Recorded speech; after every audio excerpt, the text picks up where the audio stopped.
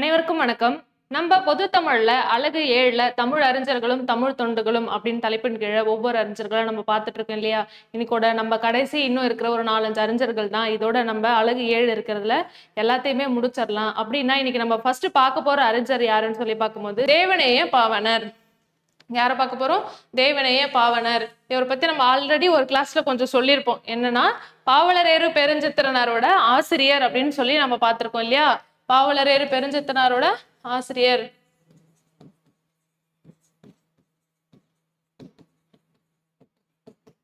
இவரோட சிறப்பு பெயர் அப்படின்னு சொல்லி பார்க்கும்போது செந்தமிழ் ஞாயிறு.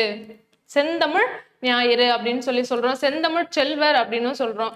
செந்தமிழ் ஞாயிறு, செந்தமிழ் செல்வர். மொழி ஞாயிறு பாவலரேறுப்பா. சரிங்களா? மொழி ஞாயிறு வந்துட்டு பாவலரேறு பெருஞ்சித்திரனார். தேவநேய பாவாணர் கிடையாது. செந்தமிழ் செல்வர், செந்தமிழ் ஞாயிறு. இவருக்கு நிறைய பேர் இருக்கு. என்னது? 174. தமிழ் பெருங்காவலர் அதுவும் ஒரு பேர் தான். தமிழ் பெருங்காவலர் உட்பட 174 பேர்கள் இருக்கு. அது ஃபுல்லாலாம் நம்மளால படிக்க முடியாது. இருந்தாலும் செந்தமிழ் செல்வர், செந்தமிழ் ஞாயிறு, தமிழ் பெருங்காவலர் இதெல்லாம் வந்துட்டு இதோட சேர்த்தே கொஸ்டின்ல கொடுப்பாங்க. உட்பட 174 பேர்கள் உள்ளன அப்படின்னு சொல்லி கூற்று காரணம் அந்த மாதிரி கொஸ்டின்ல கேட்கறதுக்கு சான்ஸ் இருக்கு. சரிங்களா? அடுத்து இவரோட காலம் பார்க்கும்போது 7-2-1902, 7-2-1902, 15-1-1981 நோட் பண்ணிக்கோங்க. அதுக்கடுத்து இவரோட பெற்றோர்னு பார்க்கும்போது ஞானமுத்து பரிபூரணம். இவரோட பெற்றோர் என்னது? ஞானமுத்து பரிபூரணம். சரிங்களா? அதுக்கடுத்து இவர் எந்த ஊருன்னு பார்க்கும்போது தென்காசி மாவட்டத்துல இருக்கிற சங்கரன் கோவில். என்ன ஊரு? சங்கரன் கோவில். இது ஊரு சங்கரன் கோவில். பெற்றோர்னு பார்க்கும்போது ஞானமுத்து பரிபூரணம், தென்காசி மாவட்டம். சரிங்களா? அதுக்கடுத்து இவர் சொற்பிறப்பியல் அகர முதல திட்ட இயக்குனரா இவர் இருந்திருக்காரு. எந்த வருஷம் எந்த டேட்டோட இதை கேட்கறாங்க? 8-5-1974 அவர் என்னவா இருந்திருக்காரு? திட்ட இயக்குனரா இருந்திருக்காரு. பிளானிங் டைரக்டரா இவர் இருந்திருக்காரு. சரிங்களா? அது ஞாபகம் வச்சுக்கோங்க. அதுக்கடுத்து பாவணர் கோட்டம் உருவ சிலை திறந்திருக்காங்க. பாவணர் கோட்டம் உருவ சிலை திறந்திருக்காங்க.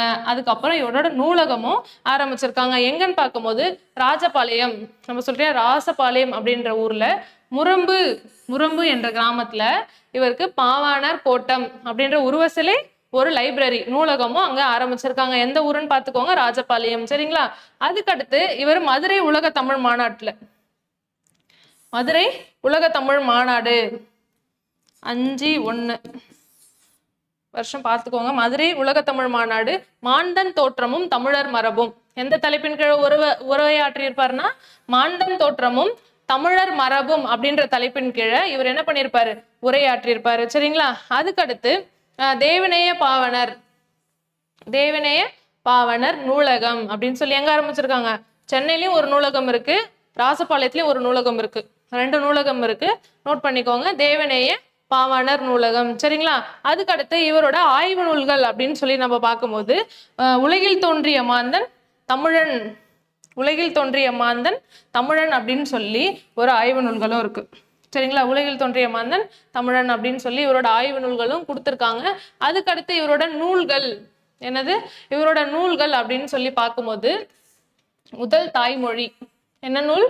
முதல் தாய்மொழி அப்படின்னு சொல்லியிருக்காங்க. அதுக்கடுத்து ஒப்பியன் மொழி நூல் அப்படின்னு சொல்லி சொல்றாங்க. ஒப்பியன் மொழி நூல், முதல் தாய்மொழி, பழந்தமிழாட்சி, தமிழர் திருமணம், தமிழ் வரலாறு, மொழி வரலாறு, தமிழர் வரலாறு, தமிழ் இலக்கிய வரலாறு, சொல்லாய்வு கட்டுரைகள். அப்போ எத்தனை நூல்கள் இருக்கு? கிட்டத்தட்ட 9 நூல்கள் இருக்கு. முதல் தாய்மொழி, ஒப்பியன் மொழி, பழந்தமிழாட்சி, தமிழர் திருமணம், தமிழ் வரலாறு, மொழி வரலாறு, தமிழர் வரலாறு, தமிழ் இலக்கிய வரலாறு, சொல்லாய்வு கட்டுரைகள் அப்படின்னு சொல்லி 9 நூல்கள் இருக்கு. அது மட்டும் இல்லாம இவர் உலக தமிழ் கழகம் அப்படின்னு சொல்லி ஒண்ணு ஆரம்பிச்சிருப்பார். நம்ம பாவலரேறு பெருஞ்சித்திரனார் என்ன பண்ணிருப்பாரு? உலக தமிழ் முன்னேற்ற கழகம். சரிங்களா? அவர் வந்துட்டு உலக தமிழ் முன்னேற்ற கழகம்னு ஒண்ணு ஆரம்பிச்சிருப்பாரு. இவர் என்ன பண்ணிருக்காரு? உலக தமிழ் கழகம் அப்படின்னு சொல்லி ஆரம்பிச்சிருக்காரு. அதுக்கப்புறம் இதான் இவரோட சிறப்புகள். நூல்கள் இவரோட என்ன பண்ணிருக்காருன்னு சொல்லி பார்த்தாச்சு, சிறப்புகளும் பார்த்தாச்சு. இவரோட மேற்கோள்கள் என்ன பார்க்க போறோம்னா மேற்கோள்கள் பார்க்க போறோம். என்ன சொல்லியிருப்பாரு? ரொம்ப இம்பார்ட்டன்ட். ஆனா நிறைய டைம் கேட்டிருக்கவும் செஞ்சிருக்காங்க. எனக்கு வறுமையும் உண்டு. என்னது? எனக்கு வறுமையும் உண்டு, மக்கள் மனைவியும் உண்டு, அது அவற்றோடு மானமும் உண்டு அப்படின்னு சொல்லி ரொம்ப உணர்ச்சியா பேசியிருப்பாரு. எனக்கு வறுமையும் உண்டு, மனைவி மக்களும் உண்டு, அவற்றோடு மானமும் உண்டு. சரிங்களா, அந்த மாதிரி சொல்லியிருப்பாரு. அதுக்கடுத்து தமிழ் ரிலேட்டடா என்ன சொல்லியிருப்பாருன்னா, தமிழை வடமொழி வல்லாண்மையில் என்றும் மீட்பதற்காகவே இறைவன் என்னை படைத்தான் அப்படின்னு சொல்லியிருப்பாரு. என்னது? தமிழை வடமொழி வல்லாண்மை என்றும் மீட்பதற்காகவே இறைவன் என்னை படைத்தான். சரிங்களா, அதுக்கடுத்து தமிழை ஆளென வளர்த்து மாண்புற செய்தவர் அப்படின்னு சொல்லி இவரை பெருமைப்படுத்துறாங்க. என்னன்னு சொல்றாங்க? தமிழை ஆளென வளர்த்து மாண்புற செய்தவர். இது ரொம்ப முக்கியமானது. இதுவும் கேட்டிருக்காங்க.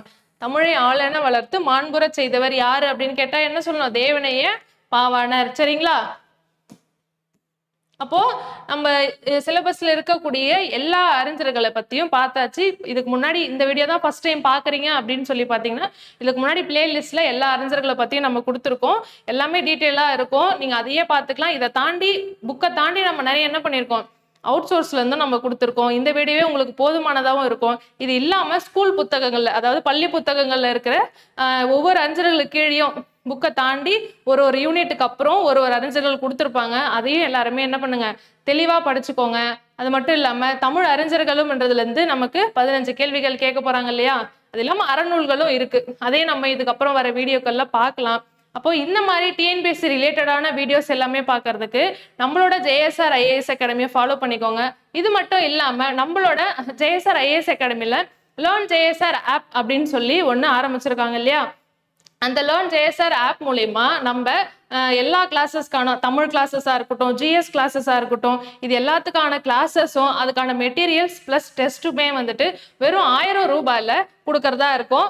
இதை நீங்கள் யூட்டிலைஸ் பண்ணி இதில் இருக்கிற எல்லா பெனிஃபிட்ஸும் நீங்கள் அடையிறதுக்கு ஸ்க்ரீனில் தெரியிற நம்மளோட மொபைல் நம்பரை கால் பண்ணி கேட்டுக்கோங்க. நம்ம லொக்கேஷன் வந்துட்டு நியர் கிளாம்பாக்கம் ஊரை பக்கத்தில் தான் இருக்குது. நேரில் வந்து பார்க்குறவங்களும் பார்க்கலாம். சரிங்களா, தேங்க்யூ ஸோ மச்.